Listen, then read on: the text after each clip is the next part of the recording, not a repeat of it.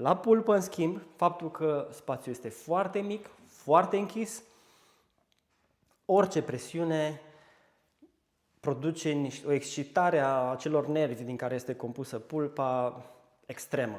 Acei nervi de care spuneam adineauri că sunt specializați să fie foarte, foarte sensibili.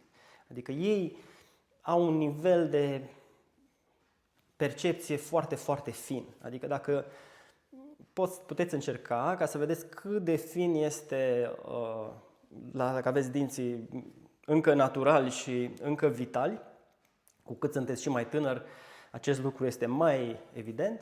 Încercați să atingeți un dinte cu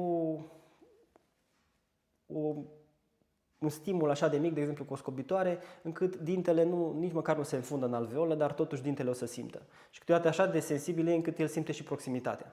Ori, pe acest fond de sensibilitate foarte, foarte mare, care este naturală, vine o presiune așa de mare. Vă imaginați că durerea dentară nu poate să se compare cu absolut nimic. Adică, de aceea, din moș strămoș, se știe că să n-ai orice numai dinții să nu te doară, că e vai de capul tău.